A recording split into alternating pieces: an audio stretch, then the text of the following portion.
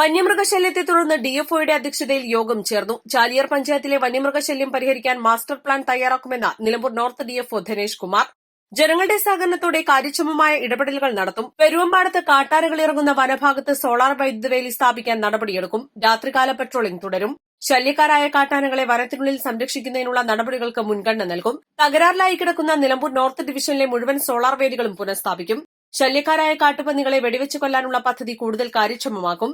കുരങ്ങുശല്യം രൂക്ഷമായ നിലമ്പൂർ മേഖലയിൽ കുരങ്ങുകളെ വന്ധ്യംകരണത്തിന് വിധേയമാക്കും.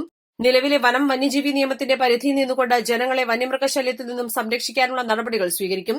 വനമേഖലയോട് ചേർന്ന് താമസിക്കുന്ന കർഷകരുടെ കൈവശമുണ്ടായിരുന്ന ലൈസൻസുള്ള തോക്കുകൾ നൽകുന്നതുമായി ബന്ധപ്പെട്ട വിഷയങ്ങൾ പോലീസുമായി ചർച്ച ചെയ്യുമെന്നും ഡിഎഫ്ഒ പറഞ്ഞു. പെട്രോളിംഗ് വളരെ ശക്തമാക്കിയിട്ടുണ്ട്. RRT ഇന്ന് പെരുവമ്പാടത്ത് RRT എത്തുന്നുണ്ട്. കൂടാതെ എല്ലാ സ്റ്റാഫിന്റെയും കമ്പൈൻഡ് അകമ്പാടവും സ്റ്റേഷന്റെയും എടക്കോട് സ്റ്റേഷന്റെയും സ്റ്റാഫ് കമ്പൈൻഡ് ആയിട്ട് പെരുവമ്പാടം ശ്രദ്ധിക്കാൻ പറഞ്ഞിട്ടുണ്ട്. അവിടെ 2 ദിവസം ഇഷ്യൂ ഉള്ളതുകൊണ്ട്. അതെ, അത് ശരിക്കും കേരള സർക്കാരിന്റെ ഒരു മിഷൻ ഫെൻസിംഗ് ഉണ്ട്. അതിന്റെ പ്രവർത്തനം പുറമായിട്ട് ഒരു നിർദ്ദേശം വന്നതാണ്. അത് ആദ്യമായിട്ട് നമ്മുടെ നിലമ്പൂർ വളരെയധികം സ്ട്രോങ് ആയിട്ട് നടപ്പിലാക്കി. അതായത് കേടായ എല്ലാ ഫെൻസിങ് മെറ്റീരിയൽസും കേടായത് കൊണ്ടുവന്ന് അതിൽ ഉപയോഗപ്രദമായ സംഭവങ്ങളൊക്കെ സൂക്ഷിച്ചു വെക്കുക. കൂടാതെ എല്ലാ എക്യുപ്മെന്റ്സും ഉള്ള ടൂൾ റൂമുകൾ എല്ലാ സ്റ്റേഷനുകളിലും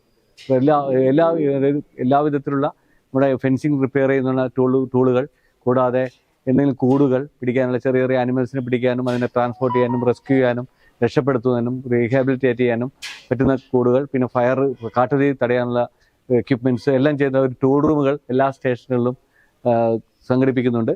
അതിന്റെ പ്രവർത്തനം എല്ലാ സ്റ്റേഷനിലും നടക്കുന്നു. കൂടാതെ ഫെൻസിങ് റിപ്പയർ ചെയ്യാനുള്ള മെറ്റീരിയൽസും അവർ പഴയ ഫെൻസിംഗിൽ നിന്ന് നല്ല ഉപയോഗപ്രദമായ മെറ്റീരിയൽസ് അവർ സൂക്ഷിച്ചു വരുന്നു. കൂടാതെ പുതിയ മെറ്റീരിയൽസ് അവർ ചെറിയ വാങ്ങിയിട്ട് ടൂൾ റൂം എവിടെയും പെട്ടെന്ന് കേടായ എനർജൈസറും ബാറ്ററി റീപ്ലേസ് ചെയ്യുക എന്നുള്ള നമ്മുടെ ലക്ഷ്യം. കൂടാതെ കേടായത് ഒരു RRT മാനന്തവാടിയിലൊരു റിപ്പയറിംഗ് സെന്റർ സർവീസ് സ്റ്റേഷൻ ഉണ്ടാക്കിയിട്ടുണ്ട്. അവിടെ എത്തിക്കുക എന്നുള്ളതാണ്. അത് റിസർവ് ഫോഴ്സ് റേഞ്ച് ഓഫീസറുടെ കീഴിൽ ഈ കേടായ എനർജൈസറും ബാറ്ററിയും കളക്ട് ചെയ്തുകൊണ്ട് അവിടെ എത്തിച്ച് ചെറിയ രൂപ ഒരു 50 രൂപയ്ക്ക് ഇത് റിപ്പയർ ചെയ്യുക. അത് അത്രയും 10,000 രൂപയുടെ എനർജൈസറൊക്കെ 50 രൂപ കൊണ്ട് ശരിയാക്കിയിട്ട് എത്തിച്ചുകൊണ്ടിരിക്കുന്നു. ചാലിയാർ പഞ്ചായത്തിൽ കാട്ടാനശല്യം അതിരൂക്ഷമായ സാഹചര്യത്തിലാണ് ഡിഎഫ്ഒ പ്രത്യേക താൽപര്യമെടുത്ത് സർവകക്ഷി യോഗം വിളിച്ചത്. അകമ്പാടം എടക്കോട് വനം സ്റ്റേഷനുകളുടെ ഭാഗത്തായി 10ഓളം കാട്ടാനകളാണ് കർഷകർക്ക് ഭീഷണിയായി മാറിയിരിക്കുന്നത്. ശല്യക്കാരായ കാട്ടാനകളെ കാടുകയറ്റാൻ അടിയന്തര നടപടി വേണമെന്ന പൊതു ആവശ്യമാണ് യോഗത്തിൽ പങ്കെടുത്തവർ സ്വീകരിച്ചത്. ആളുകൾ കൊല്ലപ്പെടും മുൻപ് ആനകളെ കാടുകയറ്റണം. ഇത്രയും കാലം കൃഷി നശിപ്പിക്കുന്നതായിരുന്നു ഭയമെങ്കിൽ ഇപ്പോൾ വീടുകൾക്കും വാഹനങ്ങൾക്കും നേരെ ആക്രമണം നടക്കുകയാണ്. കഴിഞ്ഞ ദിവസം വീട്ടുമുറ്റത്ത് വന്ന ആനയിൽ നിന്നും ഭാഗ്യം കൊണ്ട് മാത്രമാണ് രക്ഷപ്പെട്ടതെന്ന് പെരുവമ്പാടം സ്വദേശി ഇല്ലിക്കൽ ഷറഫുദ്ദീൻ പറഞ്ഞു. വന്യമൃഗശല്യം പരിഹരിക്കാൻ എംപിയും MLAയും ഇടപെടുന്നില്ലെന്ന അഭിപ്രായം യോഗത്തിൽ വിഷയം രാഷ്ട്രീയമാക്കുന്നുവെന്ന ആരോപണമുയരാൻ കാരണമായി. മന്ത്രിയുടെ കൂടെ ഇടപെടൽ വേണമെന്ന അഭിപ്രായവുമുണ്ടായി.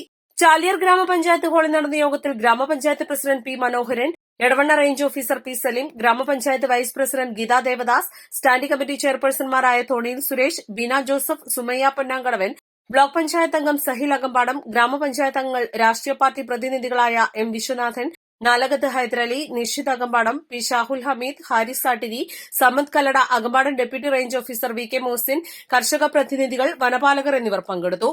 East Live, Nilambur.